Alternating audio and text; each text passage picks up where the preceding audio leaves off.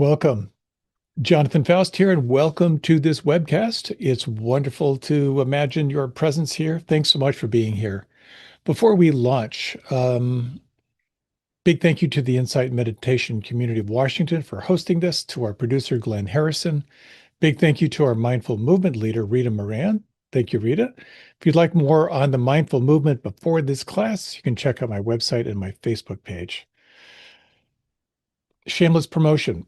I've got a newsletter. I send out all my best photography from time to time, and I've got a weekly if that interests you. And finally, all of this is offered freely. I have received so much over the course of my um, developing practice from so many other teachers who've offered their stuff for free.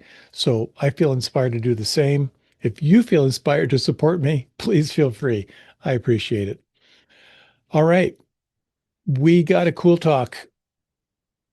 How to Make a Living Without Selling Your Soul, on Right Livelihood, one of the key elements of the Eightfold Path. Before we launch, let's do a little centering and bring ourselves into the here and now.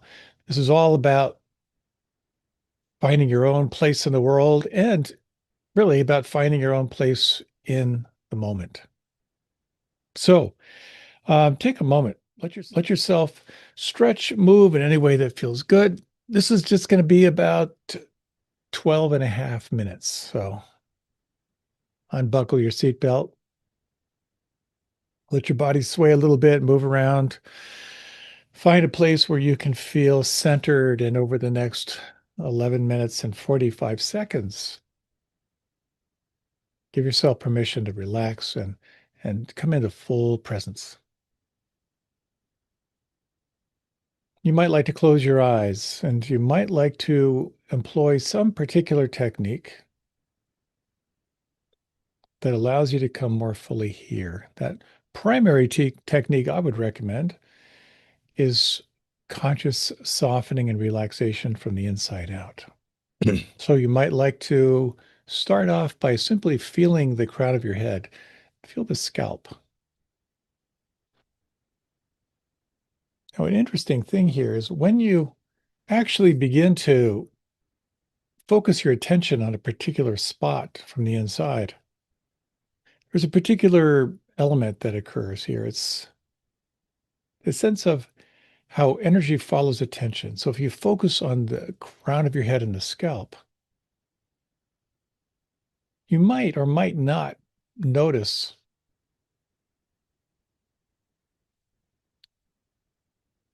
maybe some new sensations, maybe some tingling,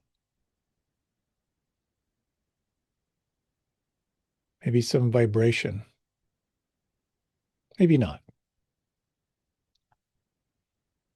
Shifting your attention out of your forehead. If you imagine your forehead smooth, let your forehead be smooth, what do you feel from the inside?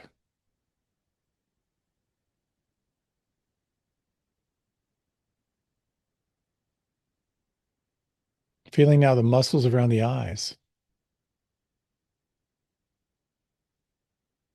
Relax and soften the muscles around your eyes.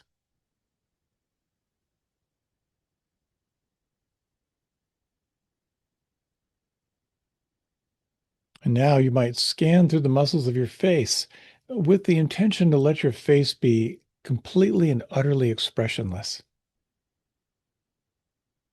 To the cheeks and the jaw.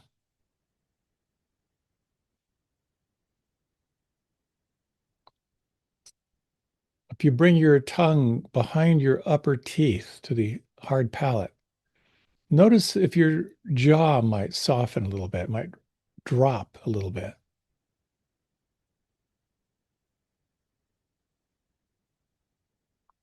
Could you relax through the masseter muscles, the chomping muscles of the jaw?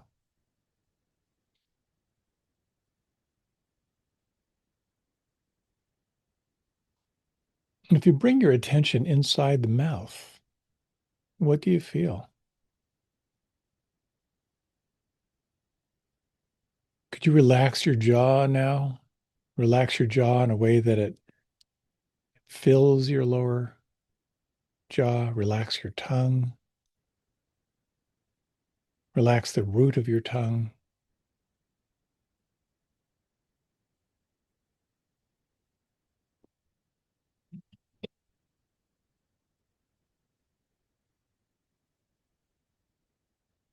Feeling now the back of the head and the base of the skull.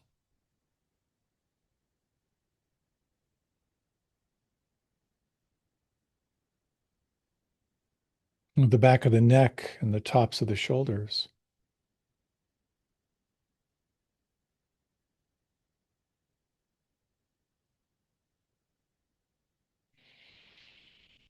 Could you feel now, or just imagine your arms heavy, like heavy drapes hanging from your shoulders?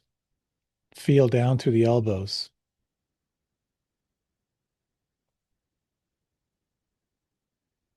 down through the wrists,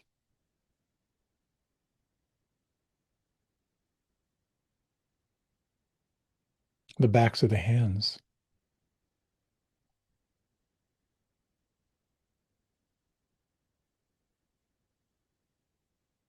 the palms and fingers and thumbs.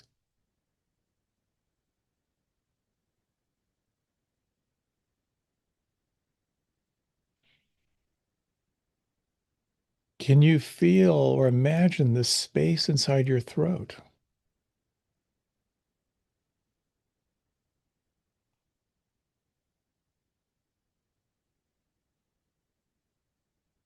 The space between your breastbone and your spine, the heart and lungs.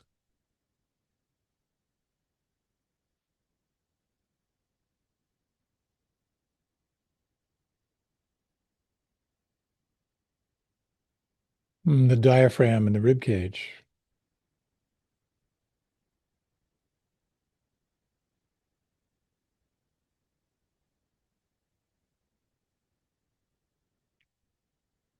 Scanning now through the lower back and the buttocks.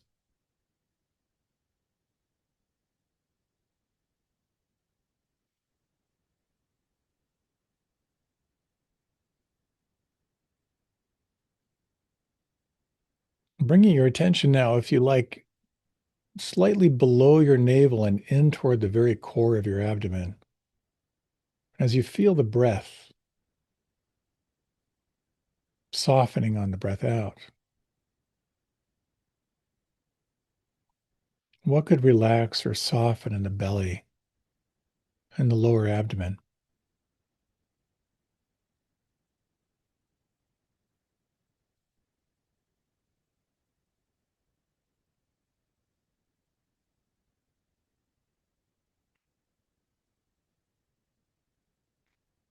Sensing, if you can, the bowl of the pelvis,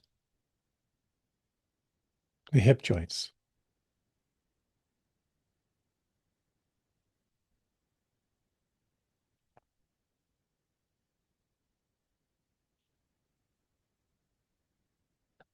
Feeling now the volume and the weight and the length of your legs. Down through the knees, down through your ankles.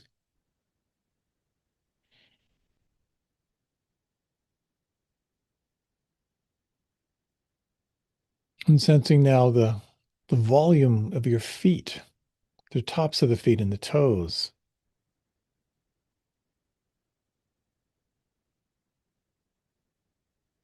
And the soles of the feet and the heels.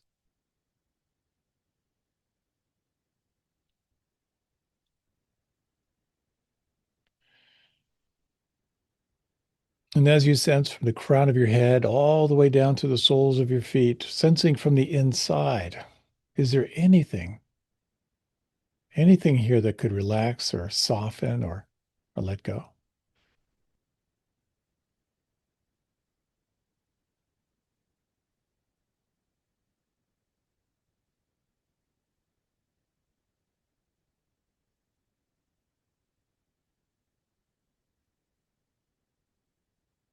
You might bring your attention now to a focal point somewhere in the sense field. Could be the breath or sounds, maybe the feeling in the palms. Just selecting one, letting your attention rest here, and simply noticing this. When you notice the mind drifting away, notice how gently you can escort your attention back, feeling from the inside this breath, these sounds, this felt sense in the palms.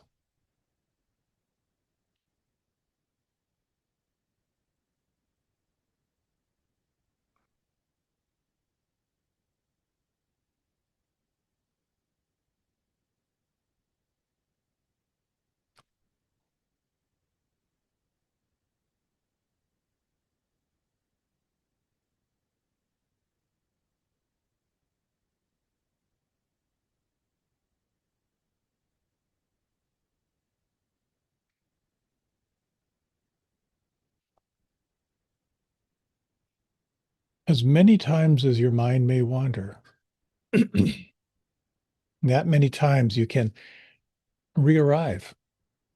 Again, soften through the whole body. Soften at the point of contact of your anchor, breath or sound or the hands, and just feel. Re-arrive and receive the moment right here.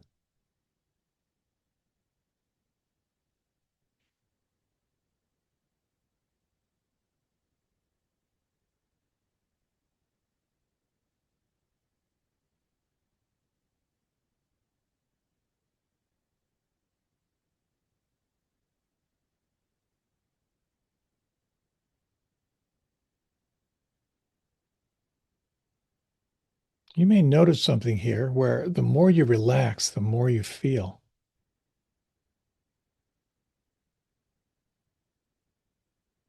The more you embrace stillness, the more you notice. And you might notice as you broaden your awareness beyond the anchor of breath, sound, or feeling, this perception of what's changing. And you might explore here, is it possible to remain the observer and yet at the same time be awake to everything that's shifting and changing and moving inside?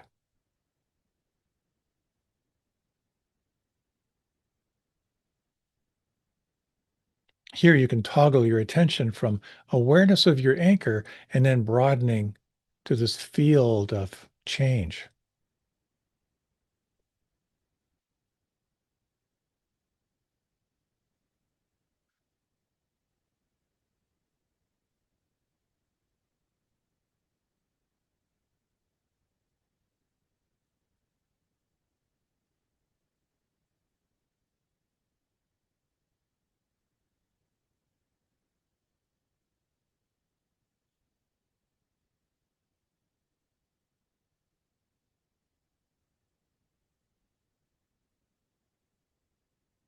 And in this remaining minute or so, reflecting on what happens when you focus your attention, when you feel the breath or sounds, there's this arriving in the present moment.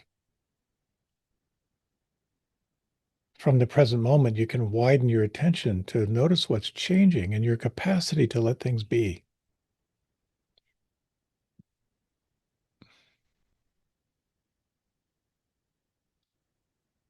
And you might explore now, is it possible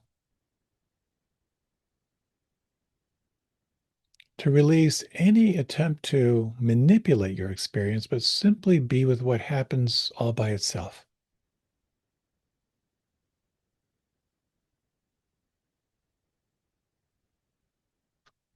Observing the flow of phenomena in your experience.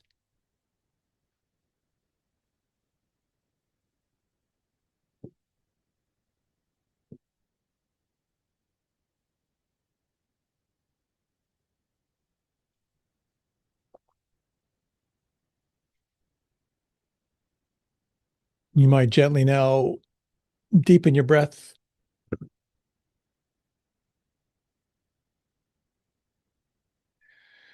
Let your awareness open through the whole body. Sense what might like to move.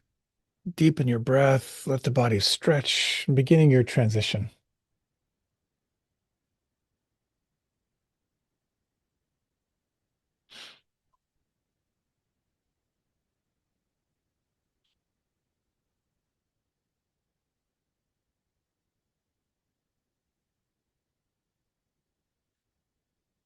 Welcome back.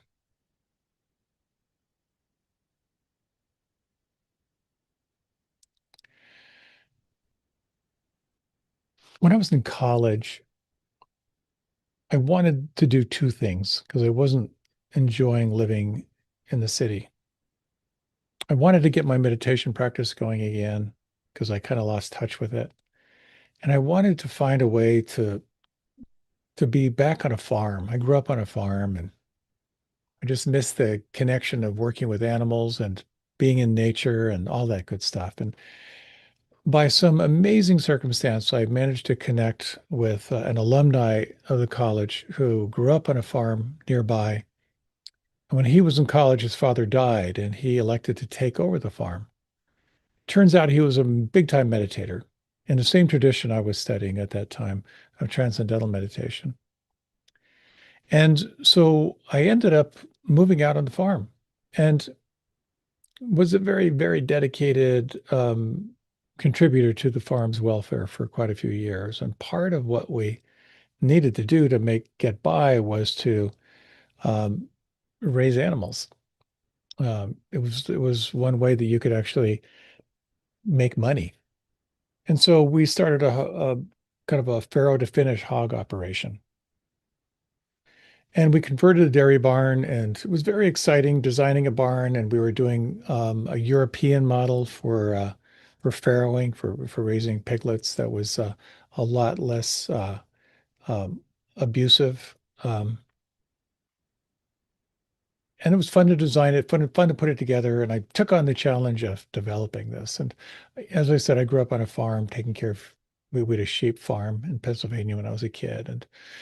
And we grew this enterprise to about 500 hogs. So about four times a year, you had about 125 piglets. I was pulling pigs and giving them their injections and really dedicated to taking care of them, making sure they were happy. And then one day it was my turn to actually deliver the finished hogs when they're about 220 pounds, load them on a truck and take them to market. And the experience was so horrifying. Taking these pigs that I had so cared for and backing them up and seeing these guys with cattle prods and hearing the screams from the of the animals from the slaughterhouse, the terror in their voices. I could not get it out of my system. I just couldn't get it out of my system. It was so horrifying that I was contributing to that. It was naive of me. Of course, I was very into like being doing animal husbandry and making sure they were happy. And I tried to stay with it for a while, working to justify it. And finally, I just couldn't do it anymore. And the more I kind of sat with that, it actually was a big part of me moving to become a plant-based eater, of just not wanting to contribute to that um, industry. The reason why I'm telling you this is related to the topic of this talk, which is an essential element of the Eightfold Path, kind of the guidelines for consciousness, which is around right livelihood. And that is, how can you make your way in the world by being congruent and being in integrity with yourself? Most of us don't ask, is my job creating harm in the world? Usually we ask something quieter, which is, can I live with this? And for me, I worked on justifying what I was doing. Can I live with this? Right livelihood is not about purity, it's about integrity. And I just want to say, I have nothing against farmers. I grew up on a farm. I've worked on farms for years. I've worked on farms. I have family members who are multi-generational farmers whose livelihood is dependent on raising animals.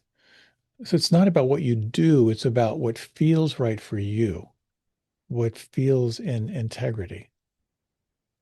And the question is, can your work support your life without eroding your heart? That's the exploration. So I'd like to explore this topic of right livelihood through four lenses. The first is around doing no harm. just clarifying the ethical ground in which you're working. The second is around inner congruence, listening to your conscience, listening to your body to really assess is what I'm doing in alignment for me. The third element is around relational impact, sensing how the work you do shapes how you treat others. It becomes a very powerful mirror for awakening. And fourth, a little bit around the path of what we could call wise compromise. How to live in the world without collapse, how to live in the world without cynicism. So, in classical Buddhist teaching, the Buddha was very clear about not engaging in the trades of weapons, of trafficking, intoxicants, and killing. It's pretty heavy. Do not trade in weapons, trafficking, intoxicants, or killing. So then why? Well, it all comes down to what is your goal? What is your goal in this short, precious life you have? If your goal has something to do around happiness, around inner peace, around awakening, well, then the question becomes, is what you're doing this week serving your long-term goals? We all have some dissonance around our work. I'm reminded of a story of someone who was working in the defense industry who was just sleeping poorly. It's so much stress. And when he stopped and he really sat with it and investigated it, it was from a moral dissonance. And he said, I didn't sell my soul. I just rented it by the hour. Again, it's not about pressing judgment here. Defending the country, being of service, supporting our culture is in deep integrity for some and not for others. When you look at the work you're doing in the world, it's important to acknowledge that sometimes your work may absolutely wear you down. A hospice worker I know realized at some point he was exhausted. He was just burned out. And yet inwardly, he felt clear. He said, I've got tired bones, but I have a clear heart. So the question is, what part of your work leaves a residue in your body at the end of the day? Is your work enlivening? Does it feel in alignment? Or does it feel out of alignment? And then what do you do about that? It's interesting how we look at the guidelines in life, and many of them have a kind of a negative quality to them. If you're familiar with nonviolence, non-harming, the word non is saying, don't do this. So when you don't do that, you end up doing something else. So if you are practicing non-harming, then what are you doing? You're exploring the opposite of harming. Your livelihood conditions your mind. And if your work feels off, it might merit some deeper investigation. Being a big somatic guy, I truly believe that the body often knows misalignment before the body admits it. So, just an interesting inquiry. If you close your eyes for a moment or just kind of reflect, when you think about the work you're engaging in the world, how does it feel inside?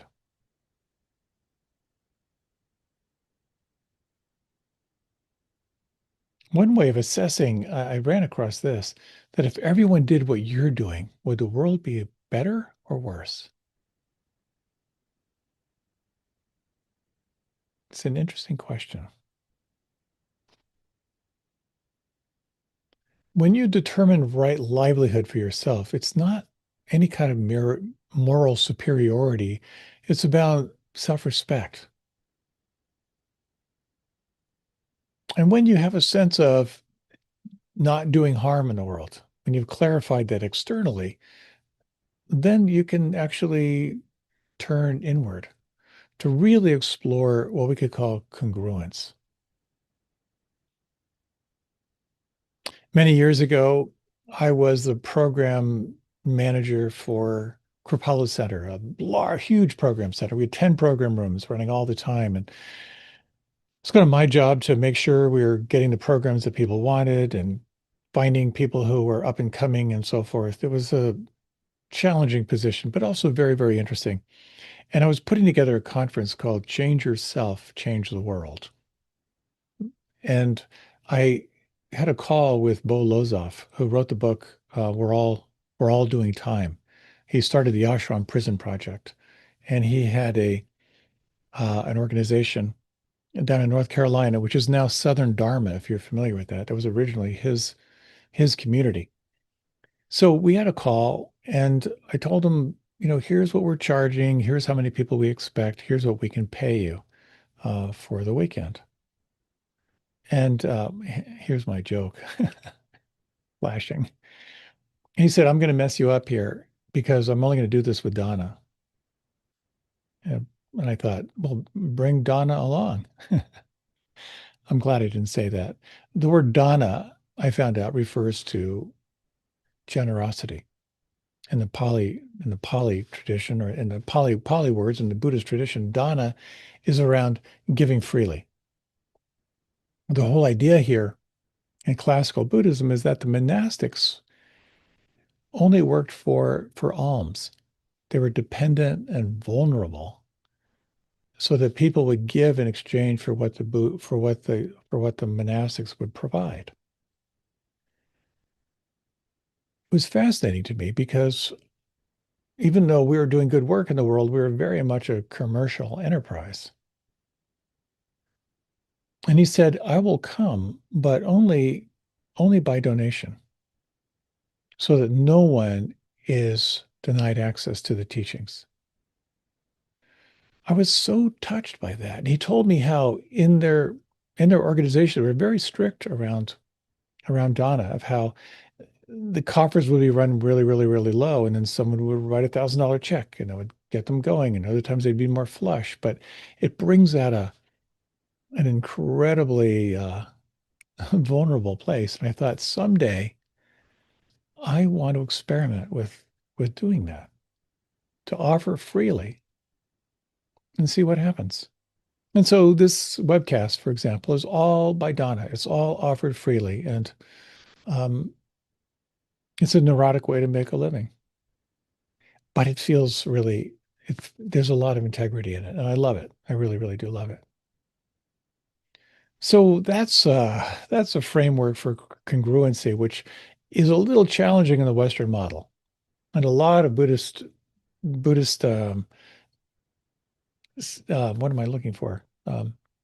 Some Buddhist traditions have abandoned uh, the dana uh, the dana approach, where you just, this is what you pay and this is what you get. And some of the stuff I do is by fee, but I really like to have much of what I do be a free offering. So congruency, even if you're doing good work, it can be incongruent. Later, after I was in charge of like programming for the center, um, I ended up being in charge for a couple of years. Um, Huge nonprofit, really, really complicated. We had a fire that shut us down for 9 months. We had to retool. Um, Tremendously stressful. I had watched everyone in leadership before me get burned out by doing good. On some level, I watched people kind of betray their own personal limits for the good of the organization. And I found myself doing the same thing. I would sort of, when people would ask, how are you? I would sort of like quiet my own desperation and say, I'm fine. Or I'd say, I'll sleep when I'm dead. I took this heroic mindset because of the good work I was doing.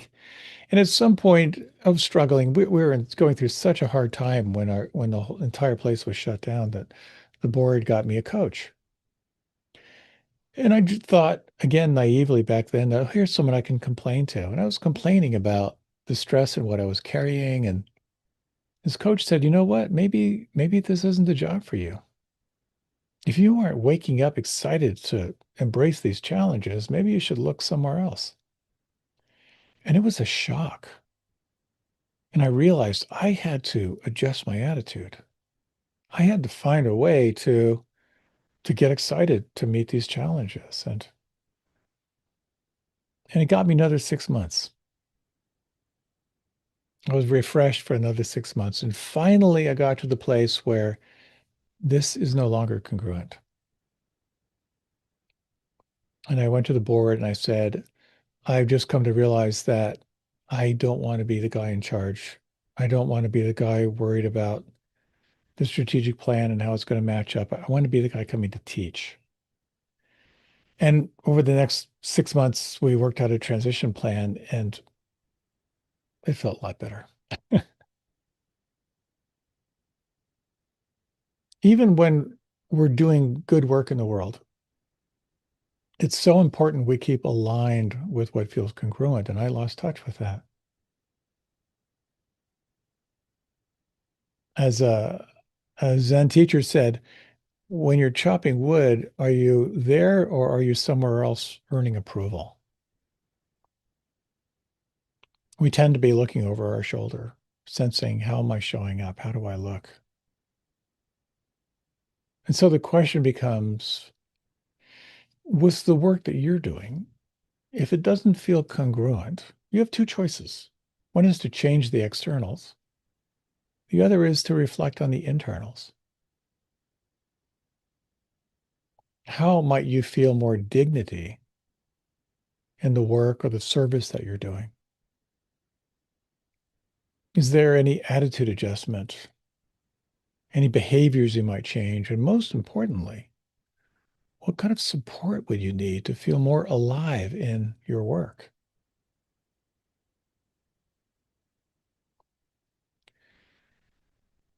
When we're out of alignment, our energy isn't flowing. With awareness, you can open up new possibilities. What I found is that selling your soul usually happens quietly. It's one small disconnect at a time. And congruence deepens when you can see how your work affects others, about how you show up in the world. And that's what I'd like to talk about next. Kind of referring back to my old days back in this community.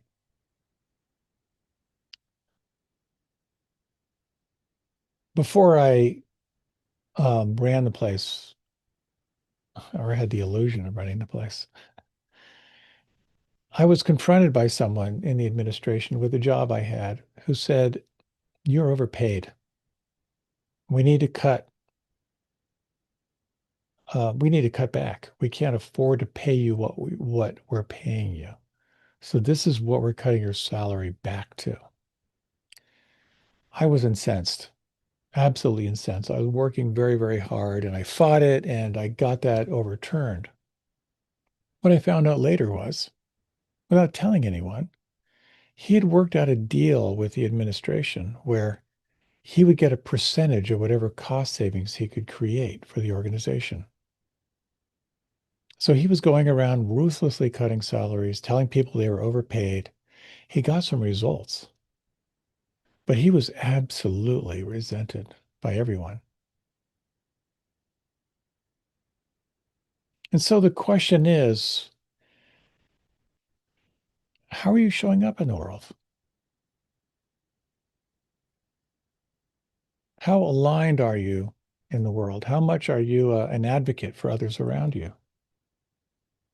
And that's not to say the organization didn't need to become more trim and slim, but I'm not sure how he felt about himself at the end of that.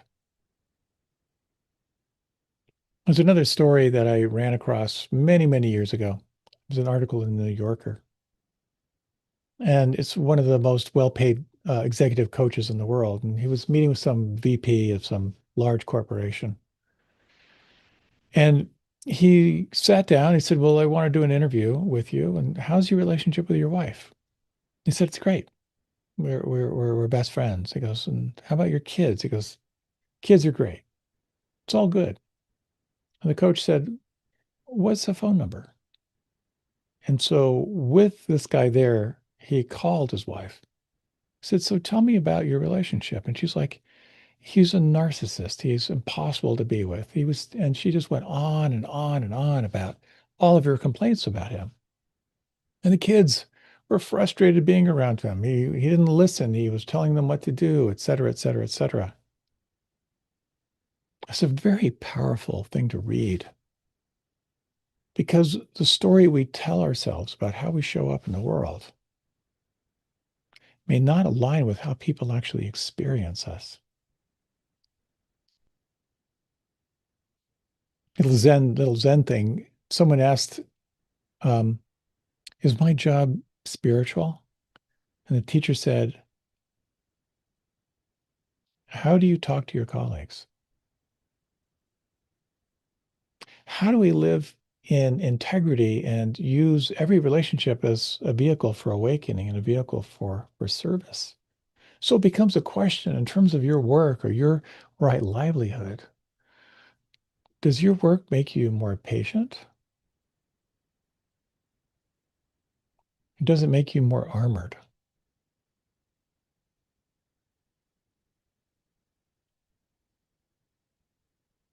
Einstein said, "Try to become a person of success." I'm sorry, he didn't say that. Einstein said, "Try not to become a person of success, but a person of value." This opens up a very interesting thing around work as a spiritual practice. There was a time when I was, um, again, I'm referring back to my days here, way back when I was feeling that my boss or manager was kind of like co-opting my ideas. And I was really incensed because I was a hard worker, kind of a creative guy. I saw possibilities and I felt like I was sort of like sharing freely and I wasn't being acknowledged. So I was talking with her boss and I know it wasn't it's kind of slimy of me, but I complained because I felt kind of outraged. And my boss's boss listened, really such a wise guy. He listened, he said, "Okay, I got it. I want to give you an experiment and we'll talk in 2 weeks. For the next 2 weeks, explore what it's like to make your boss look good. And everything you do is about making her look good." As much as my ego was burning, I love a spiritual challenge. And so I took it on. After about 10 days, she called me in her office and asked me what I wanted to do and how she could be a champion for me. It blew my circuits. It just blew my circuits. The principle of seva, SEVA, of selfless service, about getting the self out of the way and being of service to others. Extraordinary what opened up, and we partnered on projects in the future. It became this very alive relationship because I got my small ego out of the way. So I went back 2 weeks later. I said, "This is amazing. This is amazing. So much, so much energy is flowing out of this practice." He said, "Great." So now for the next 2 weeks, your job is to make everyone else in your department look good. And I smiled and I knew that was the thing to do. When we take on work as a spiritual practice, no matter what we're doing, it's transformative. Honoring care, respect, and decency. Right livelihood includes how we share power, how we support each other. And it opens up this question is can your work colleagues become spiritual friends? Is there a way that your livelihood can be a relational practice, a transformative practice? So then the question becomes, what if you can't?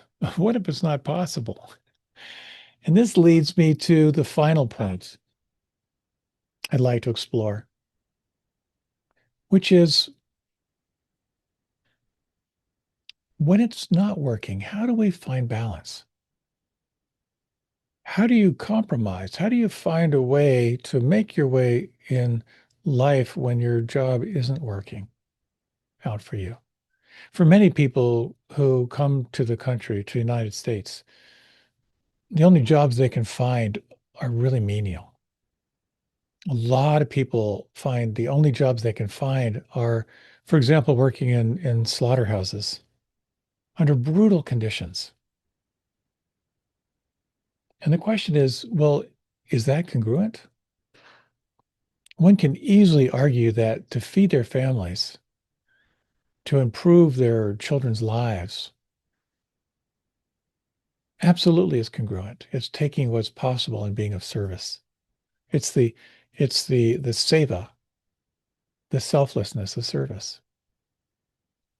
So it brings us back to this sense of the middle way, neither indulgence nor self-punishment. One teacher says you want to bow to the job you have while planting seeds for the one you need. So I guess there's a question. You may find that the work you're doing in the world feels completely congruent. Maybe not, but it's about personal integrity. So a question for you, what is one small, sane step toward integrity you could take this year in your work or your service? What might you do that would uplift the possibility of your work as spiritual practice?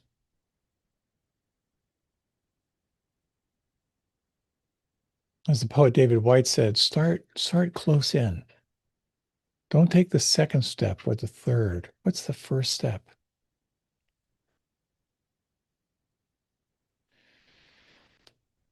If you, like many people, wonder what your work is in the world, how you best serve, it's important to remember that it's a direction, not necessarily a leap.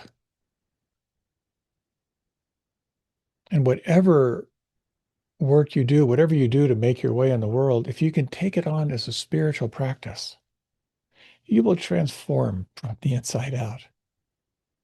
And that wisdom will arise that knows when to stay, knows when to prepare, knows when to go. As the saying goes, you don't have to quit your job to stop selling your soul. The questions are, am I reducing harm? Am I staying whole? Am I becoming more humane? Am I moving through life wisely?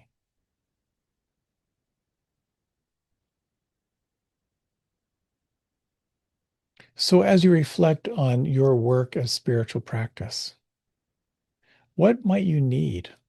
What would support you in aligning your speech, your thoughts, and your actions toward what's most important in your life?